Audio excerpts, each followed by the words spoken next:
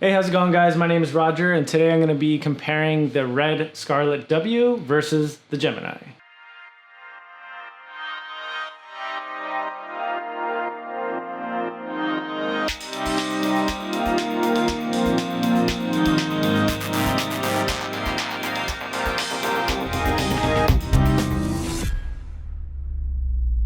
Okay, so first I'm just gonna kind of give off my initial thoughts comparing the two. I feel like I had a really good experience recently where I had like an opportunity to really flesh each of them out. So I just shot a feature film. I can't really talk about it. It'll come out hopefully in a year or two. So what happened was the director had previously rented the Scarlet W before they knew that I had the Gemini. They brought me on to DP, and so kind of what I did, because I literally had just gotten this Gemini a couple, I'd say a little bit over a week ago. And, I really wanted to break it in. So I was like, hey, can I bring it on set and just kind of have it there just in case we need it? So the first day we ended up shooting on the Gemini. And then for the rest of the shoot, just because I figured they rented it, might as well just put it to good use, we just shot on the Scarlet W. So my initial thoughts are, the Scarlet is still a great camera. It shoots 16.5 stops. The picture quality looks amazing. The low light is actually pretty decent. I kind of like the gray on black. It kind of looks like a RoboCop kind of style. I mean, it looks cool. It's a unique camera. So I'm gonna post some side-by-side comparison shots versus the Gemini and the Scarlet W. And I'm not gonna lie, some of these were very close, even where I kind of couldn't figure out which footage was what. I haven't, applied any color correction to either of them, any noise reduction, nothing like that. It's literally just straight up side-by-side comparison, shooting at 800 ISO on both of them, and then also shooting at 3200 ISO. And the Gemini is in low light mode, just so you know, and obviously the Scarlet W is just shooting in standard 3200 ISO.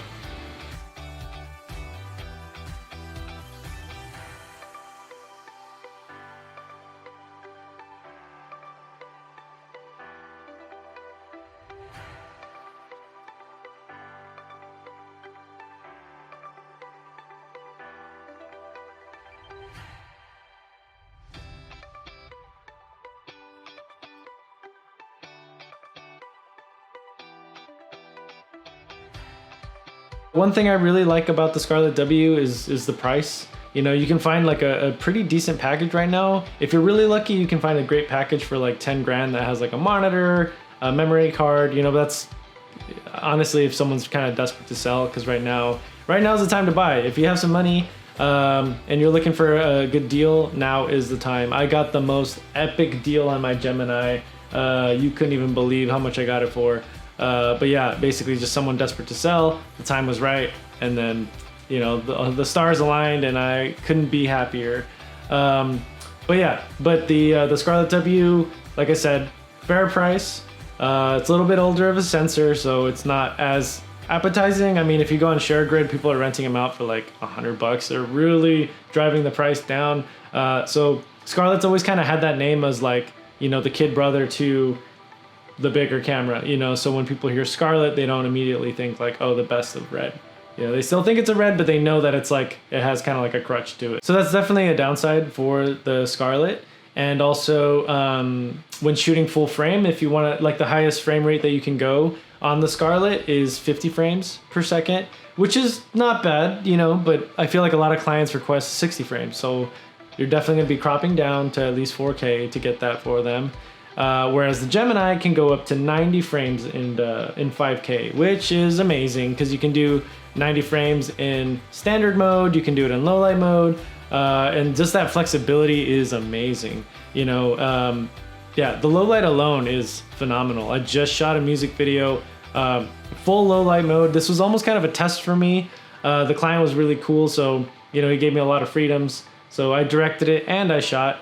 The whole thing is at 3200 ISO. We just used 3 Asteras, and really what makes the Gemini shine is the fact that I just used 3 Asteras, but if you see the music video, it literally looks like I had sky panels everywhere, because it's almost blown out because these Asteras, like, they're almost like 1K LED tubes. Like they're insanely powerful with the sensor. So I basically, all I have to, I can use a lot less lights and get a way bigger result. So that, to me, is a huge value on the Gemini's behalf. If you're teetering on whether to get the Scarlett W or the Gemini, really the thing you have to ask yourself is, what's your budget? What's your budget and what are you going to be using it for? Is this for wedding videos? Are you going to be using your cameras for music videos, like low-end music videos, high-end music videos? who's your client here? Like, do they care about the red? Are they going to pay you extra because you have a red? Or is your clientele still kind of small and, they just going to pay you a couple $100s to shoot little things for them? So really, that's kind of what you got to ask yourself. What are you going to be using this camera for? Because the Gemini, I feel like, is more tailored for pretty much anything. It can do music videos, commercials, movies, drone work, time lapses, all that kind of stuff. The Scarlett W also can do, obviously, a lot of those things. It's just, it's not, you just can't use it in as many situations, So it's more like, do you just want to get inside the red ecosystem, because it is the cheapest red you can get, DSMC2 wise, besides the Raven, of course. But I don't know, I almost don't even count the Raven just because it has like a fixed, EF mount on there, and you really can't just do as much with it. And also it's just like, it's really dialed back a lot. The cropped sensor is really small. It's just not ideal for me, but most likely will be your cheapest option. But since we're talking about the Scarlett W and the Gemini, that's really kind of the pros I'm going for here is cost. So you can get like a decently built Scarlett W for around $10,000-$12,000, whereas the Gemini, if you're wanting like a full built out kit, you're looking at, if it's used, I'm talking about used here. If you're trying to buy a used Gemini, I've been seeing anywhere from like $20,000 to like $28,000 for like a fully kitted out Gemini. If you're just trying to buy the brain for the Gemini, you're looking at 19.5, or with taxes and everything, a little over 20,000. So yeah, if you can find a good Gemini with low hours, or a good Dragon, epic Scarlett W with low hours, I would say go for it. So the footage I'm about to show you, I'm not gonna lie, it does seem very very similar. Like it's kind of like a blink and you'll miss it kind of thing. I mean, I try to use different lighting scenarios, different surfaces, and to really try to kind of trip out the Scarlett. But I feel like the Scarlett really hung in there. At 800 ISO, it's definitely noticeably like a stop darker. And that's just because the IPP2 workflow with the DSMC2, so basically the Gemini, the Helium, and the Monstro are in this category. They all, when they upgraded to IPP2, essentially got a stop brighter. I'm sure this is all just like in the metadata, but still, so on the Dragon sensor, if you're at 800 ISO on the Dragon, 800 ISO on the Gemini, it's noticeably a stop darker on the Dragon. So basically, you almost have to kind of go up another stop, either with a lens or a bump up in ISO, which is obviously going to give you more noise. So that's a pro right there for the Gemini. But yeah, I mean, in the side-by-side comparison footage, it does look very similar. The noise is almost equal, even on the low light mode. I was very impressed and kind of tripped out by that, but I feel like I need to do more. I feel like I need to try different scenarios to really flesh it out to see how it does, because I know the music video I just shot, I know it wouldn't have had the same results. Yeah. So yeah, I mean, I know that in this test, the 3200 ISO, it is kind of hard to tell the difference between the two cameras. But what I will say is I know that if I had shot that music video with the Dragon sensor, I know there would have been a complete noticeable difference. So I've had the Scarlett Dragon, which I know is the same sensor in the Scarlett W. So it is a very noisy sensor. From what I remember, honestly, it was my least favorite camera. I couldn't wait to get rid of it. It's just the amount of noise that it had was unreasonable. I mean, if it was well lit, daytime, perfect.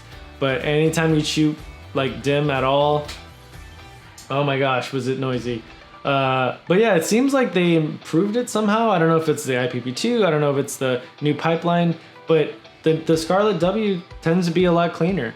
So yeah, at the end of the day, it just comes down to how much money do you have to put into your camera, you know, because if you buy a Scarlett W for around $10,000 and you have a $20,000 budget, that means you can have $10,000 to put into accessories, lenses, follow focus units, shoulder rigs, all that stuff, and really have a dope setup for your clients, you know, which will ultimately get you more work. But if you only have like a $20,000 to $22,000 budget and you get the Gemini, you really just have enough to maybe get a monitor and maybe a memory card. But even then, like, to have a fully built out Gemini, brand new, I'm talking, to have a fully built out Gemini new is around $32,000.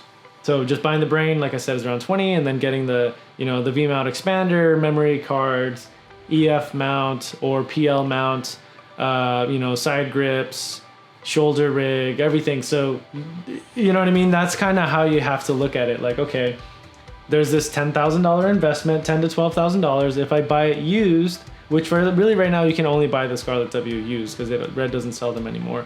But yeah, you can buy a fully built out kit for around $12,000 compared to the, you know, $22,000 to $30,000 kit for the Gemini. So that's really what it comes down to. What's your budget? Who's your clientele? Do they care which Red do you have?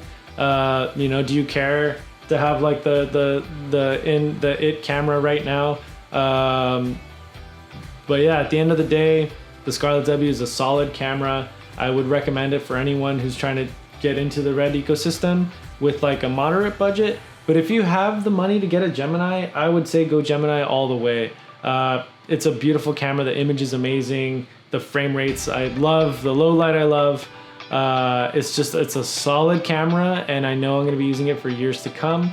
And yeah, I'm very happy with it. I'm very happy that I switched. I actually went from the Helium to the Gemini. So I've messed with the Dragon sensor, Helium, Gemini, Scarlett W, Monstro. I've worked with all the sensors, and out of all of them, I definitely have to say the Gemini is my favorite.